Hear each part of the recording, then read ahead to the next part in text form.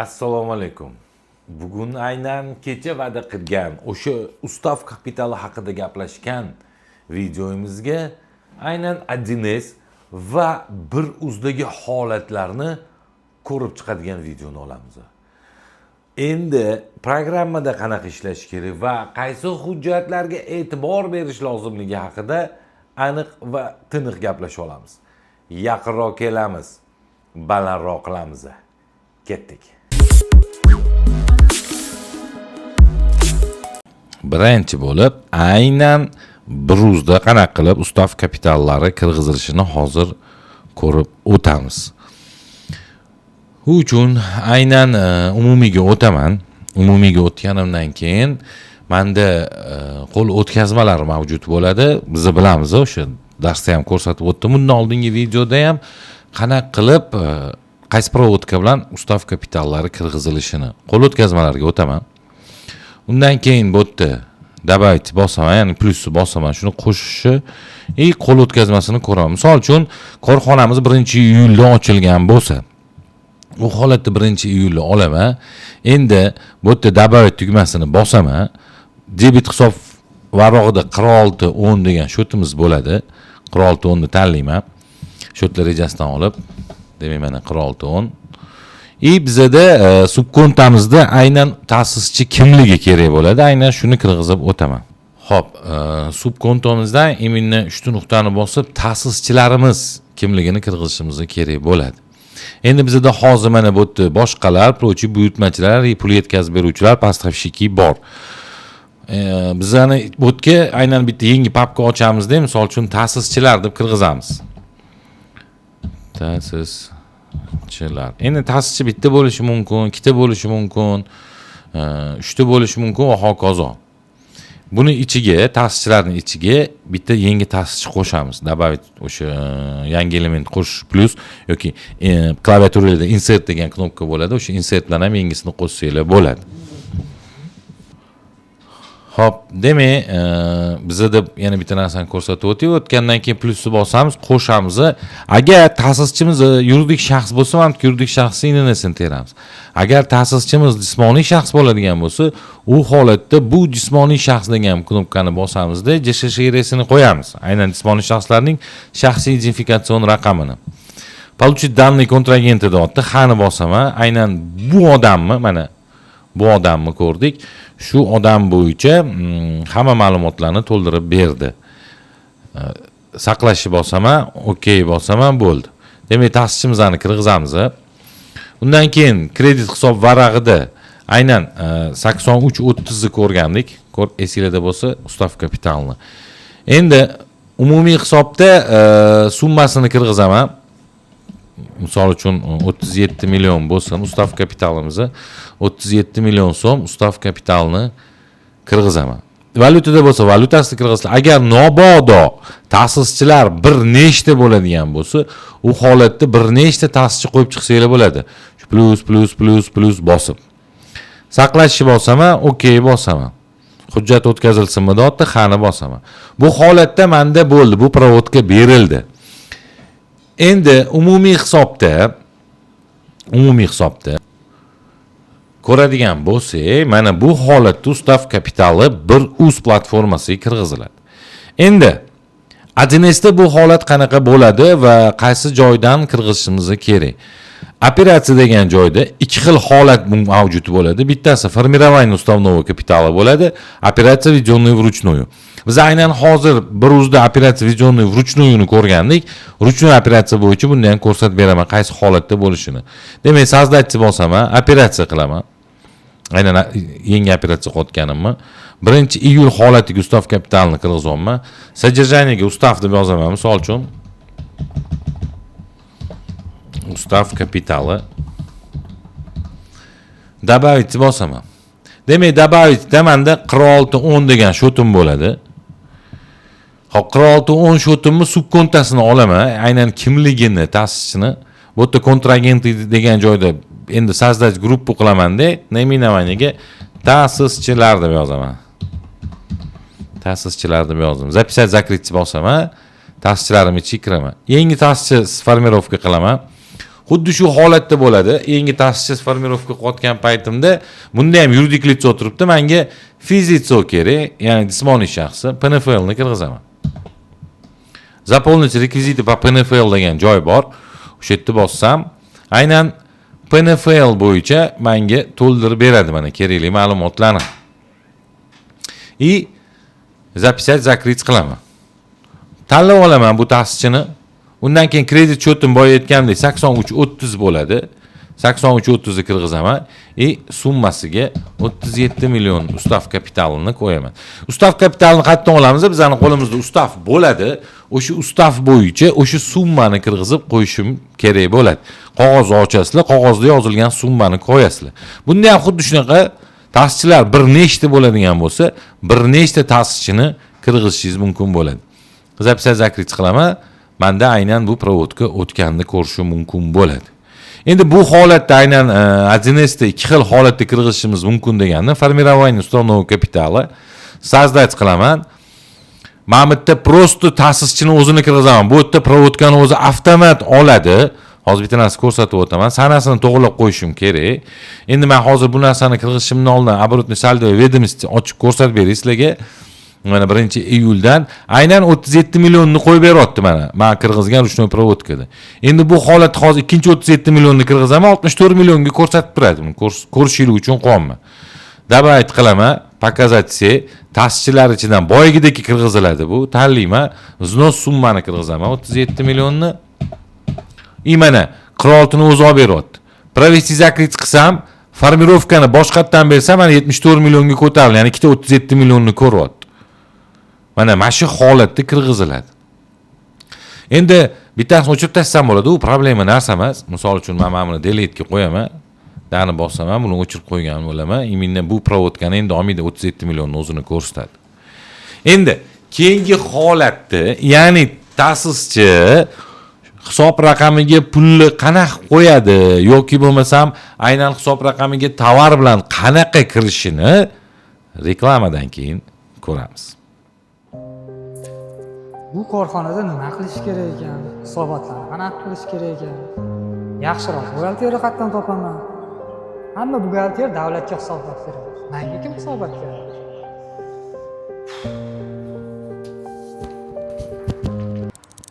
Unda men Otabek Kadirov aynan sizlarni haqiqiy bosh buxgalter bo'laman deganlarni 25-iyul yoz oyining eng oxirgi kursi 11:00 da start oladigan onlaynda ham, offlaynda ham haqiqiy bosh buxgalterlarning bosh buxgalteri kursiga taklif qilaman. Aynan 25-iyul soat 11:00 da har shanba bo'ladigan bu kursimiz umuman boshqacha bo'ladi. Aynan boshqacha va haqiqiy buxgalter bo'laman deganlar uchun. Yana bir narsani aytib o'tay. Kimki bir uz programmasini o'ziga o'rnatadigan bo'lsa, skidka deb so'raganlar uchun bu kurs aynan siz uchun bo'ladi.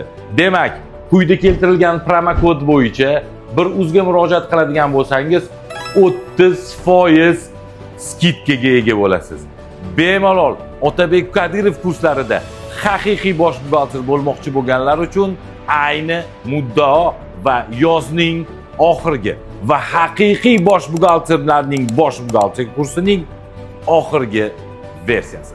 Demak, 25-iyul soat 11:00 da onlaynda ham, offlaynda ham diydor ko'rishguncha salomat bo'ling.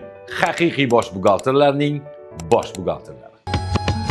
Otabek Kadirov путь, а не удача. Где другие ждут, он делает задачу.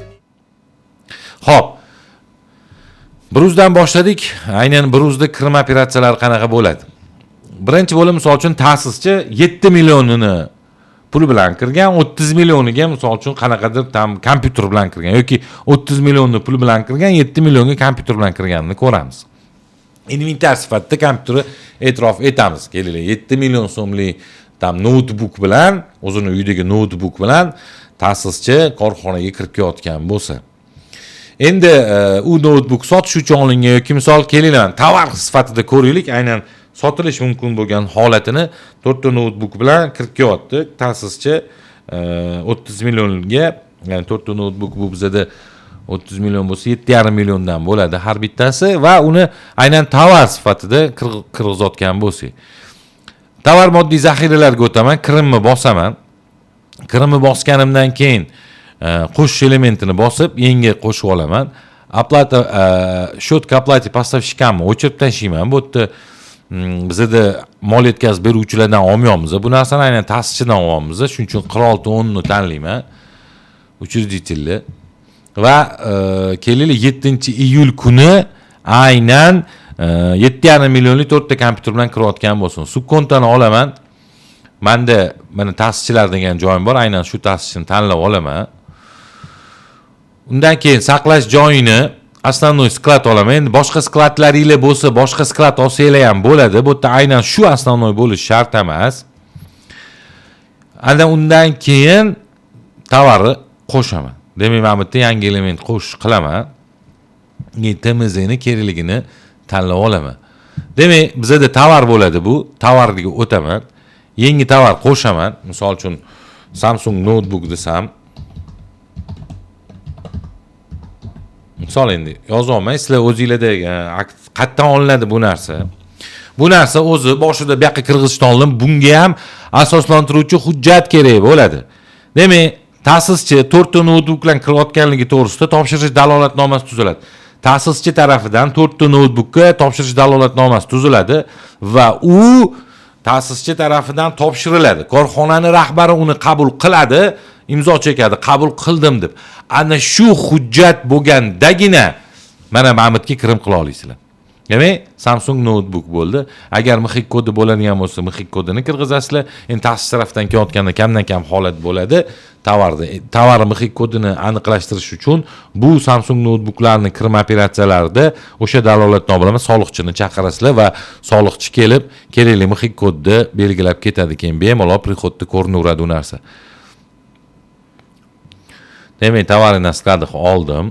Qadoq kerak emas, markirovkasi yo'q desak, saqlashni bosaman, OK bosaman. Bo'ldi mana. Samsung notebookini tanlab olaman. Endi o'lchov birligi kirim qilingan. Demak, 4 ta bo'ladi bu. Tan narxi bizda 7,5 milliondan dedik. Umumiy hisobda 30 millionga kirim qilinyapti ustav kapital sifatida. Umumiy hisobda hisoblanganda chiqib keladi umumiy narx. Mana 30 million chiqdi. Men buni umumiy hisobda 30 million ta'sischi tarafidan kirim qilinayotganligini ko'rsatdim. Saqlashni bosaman, OK bosaman, hujjat o'tkazilsinmi deyapti. Ha'ni bosaman. Bo'ldi. Bu hujjatim o'tdi. Mana aylanma saldo qoldi qaydnomasi, оборотный saldo dedim. Endi menda o'zbekcha bo'lgani uchun hozir ko'rsatib beraman. Bu narsani qayerdan olaman? Mana aylanma qoldi qaydnomasi deyiladi. Оборотный saldo va ведомость. Buni men 1-iyuldan mana 31-iyulgacha shakllantirishni bosadigan bo'lsam, menda quyidagi holat bo'ladi. 30 millionga tovar kirib kelgan, 7 million hozircha ta'sischining qarzi bor. Ustav kapitali bo'yicha tovarim 30 million, mana 30 million berganligi to'g'risida. Endi xuddi shu holatda ADNS'ni ko'ramiz. ADNS'da qanaqa qilib kirgiziladi? Покупкаga o'taman. Поступление акты накладные qo'yaman. Mana bu narsani tanlab olaman. Поступление olaman, tovarini olaman. Aynan tovar kirib kelayotganligini. Xo'p, bu yerda sanasini qo'yaman. Nakladnoy misol uchun birinchi o'sha xat bo'yicha 01/07/26-yilda qo'yaman. Kontragenti aynan shu ta'sischini o'zini olaman. Shartnomasi bo'lsa, endi shartnoma bo'lmaydi, bu yerda ustav kapitaliga kirim bo'layotganligi to'g'risida hamma narsani bo'lyapti. Xo'p, endi добавить qilaman. Добавить qilaman. Materialini olaman, tovar olaman, создать qilaman. Tovarda aynan Samsung notebook kirgizaman. Samsung notebook bo'ladi. Tovar bo'ldi. Xo'p, hammasini kirgizdim. Записать, закрыть qilaman. Извините, измененияsi donada bo'ladi. Yana bitta narsani ko'rsatib o'tay. Agar bu yerda dona bo'lmasa, подбор qilamiz. Подбор qilganda mana bu yerda shtuk deb yozadigan bo'lsam, найти-da. Misol uchun dona-ku menda. Shtuk deb yozaman, найти qilaman. Найти qilgandan keyin jujuni shtuk, yana найти qilaman, mana shtuka. Aynan shuni zapisa zakrit qilaman, bo'ldi. Men nomenklaturadan buni shtukasini tanlab olsam, yetadi menga shu narsa. Biznes kirib keladi bu narsa. Samsung notebook bo'ldi mana. Samsung notebookim menda 29-10 shotga boradi. Tovarga boradi. Endi zapisatni bosganimdan keyin aynan mana bu yerda shotlarni to'g'ri qo'yib olishim kerak. Diqqatli bo'lasizlar. Shotlarni to'g'ri qo'yib olaman. Demak, menda aynan mana bu shot bo'lmaydi, avans bo'lmaydi. Shot uchun kontragentim degan joyda 4610 bo'ladi. Что menga aynan ta'sischi kirgizayotganligini ko'rsatishim uchun. Okey bosaman. Uchotda men 2910 ni to'g'rilab olaman. Количество notebookov menda 4 ta, narxi 7,5 milliondan bo'lyapti buni. Bezendes kirib ketdi 30 millionga. Bo'ldi. Mana bu narsa kirim bo'layotganligini ko'rsatib beradi. Omborni tanlab olaman, основной skladni bu yerda sozdать qilaman. Demak, misol uchun asosiy deb yozaman, asosiy ombor. Asosiy ombor deb yozaman-da. Zapisa zakrit qilaman. Asosiy omborga kelib tushayotganini ko'rsataman. Aynan 46 mana buni to'g'rilab qo'yish kerakligini esingizdan chiqarib qo'ymanglar, что ta'sischi tarafidan kirib kelayotganligini.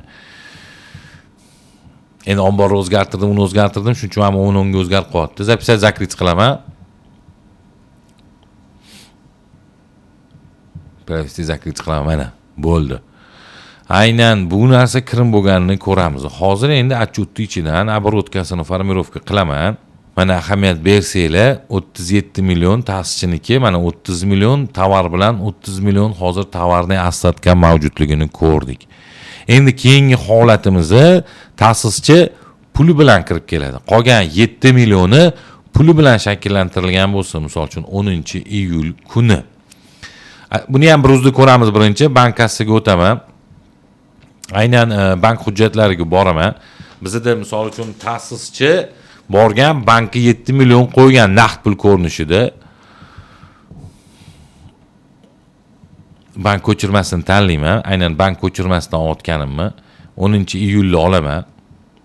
10-iyulda olamanda yangi element qo'shaman. Yangi element qo'shganimda to'lov hujjati aynan kirim orderi bo'ladi yoki to'lov topshiriqnomasi bo'ladi. Uni farqi yo'q. Aynan bizani hisob raqamimizga kirayotganligini ko'rsatishimiz. Keyingisi bu yerda pul oqimlarimizni ko'rsatadi.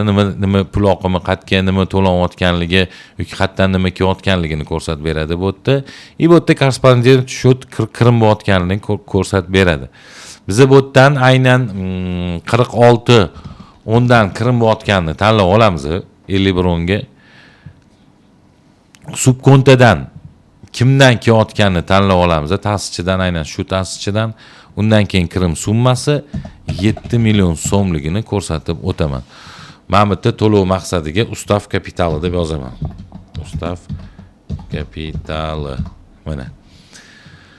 Mana shu holatda kirg'izib olaman. Kerakligini mana umumiy hisobda 7 million kirim bo'layotganligini ko'rsatib beradi. Keyin biz nimani bosamiz? Aynan saqlash kerakligini bosamiz. Mana saqlash, okey bosaveramiz.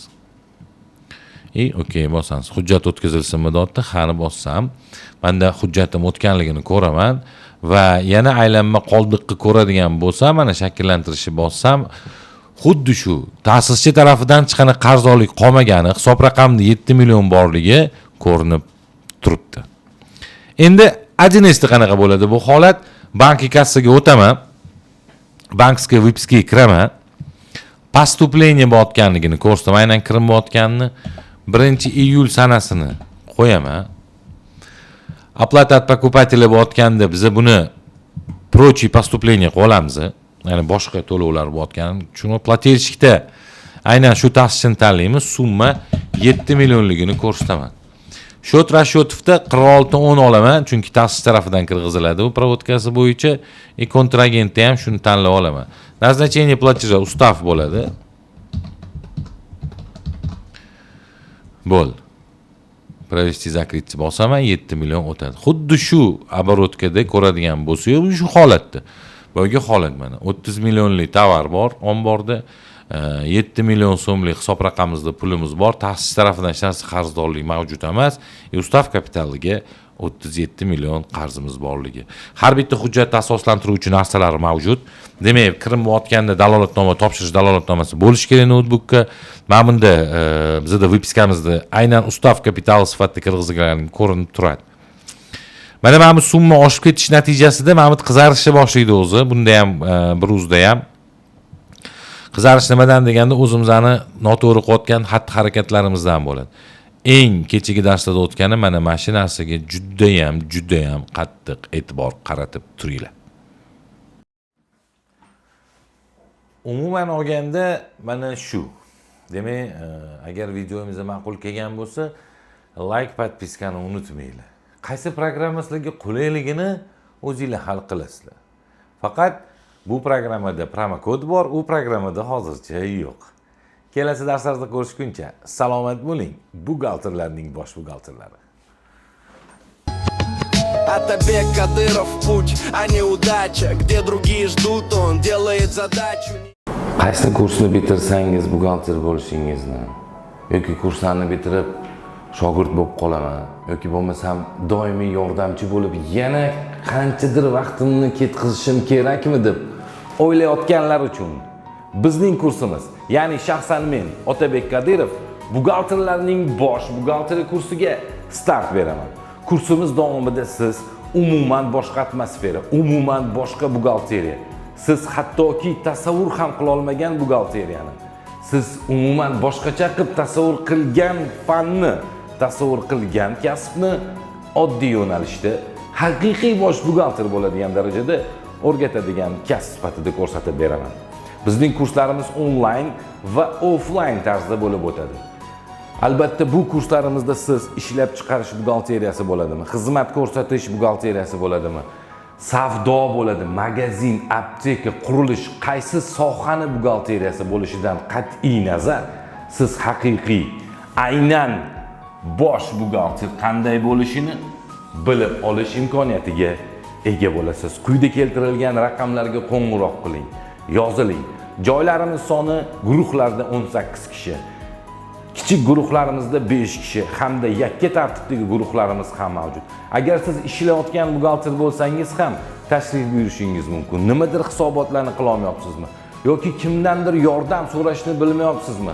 Tanishlaringizdan yordam so'rasanglar uyalish mumkinligi. Qanaqa buxgaltersan deyish mumkinmi? Demak, biz doim siz uchun tayyor turamiz. Shaxsan o'zim o'tadigan kurslarim, ya'ni buxgalterlarning bosh buxgalterida siz kimningdir shogirdi emas, kimningdir yordamchisi emas, aynan bitirishingiz bilan bitta bo'ladimi, 10 ta bo'ladimi, 15 ta bo'ladimi yoki o'zingiz shogird olib 20 ta 30 ta firma qilasizmi? Bu sizning ixtiyoringizda. Siz albatta buxgalterlarning bosh buxgalteri bo'lishingiz kafolatlanadi. Hech qanday muammolarsiz, nazariyadan ancha uzoq.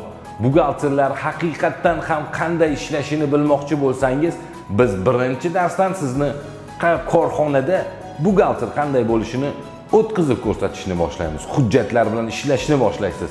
Buxgalteriya qilishni, hisobotlar topshirishni, rahbarga, soliqqa nima deyish kerakligini, provodkalarni hammasini, umuman kelajakda qayerdadir qoqilishingiz mumkin bo'lgan joylardan aylanib o'tishni ko'rib o'tamiz. Buxgalterlarning bosh buxgalteri kursimiz boshqalardan farqi biz nazariyadan ancha uzoqdamiz. Har bir qilayotgan, hisoblayotgan narsamizni hozir trendda bo'lgan AdNS programmasida qanday o'tilishi, qanday joylanishi, biz qo'lda hisoblagan hisobotlarimiz AdNSda qanday aks ettirilishini ko'rib o'tamiz. Umumiy hisobda 7-darsning o'zidayoq siz 6 milliard, 7 milliardlik tashkilot, ya'ni ishlab chiqaruvchi tashkilotni bemalol balansini chiqarishingizni shaxsan o'zim kafolatlab beraman. Demak, quyida keltirilgan raqamlarga qo'ng'iroq qiling, yoziling. Biz kursimizga, ya'ni buxgalterlarning bosh buxgalteri kursimizga start beramiz. Onlayn va offlayn tartibda bo'ladi. Yana bir narsa, biz har bir darsni video tasmalarga olamiz va bu darslar albatta sizga yuboriladi. Kelajakda ham qandaydir savollar tug'ilib qolsa, shu darslikni ko'rib, yana esingizga tushirish imkoniyati mavjud bo'ladi. Guruhda yakka tartibda yoki kichik guruhlarda o'qimoqchi bo'lsangiz, qo'ng'iroq qiling. Siz albatta kelajakda eng zo'r buxgalterlarning eng zo'ri bo'lishingizga ishoning. Biz albatta bu narsani ta'minlashimizga ishonamiz. Kelajakda ko'rishguncha salomat bo'ling, bo'lajak buxgalterlar.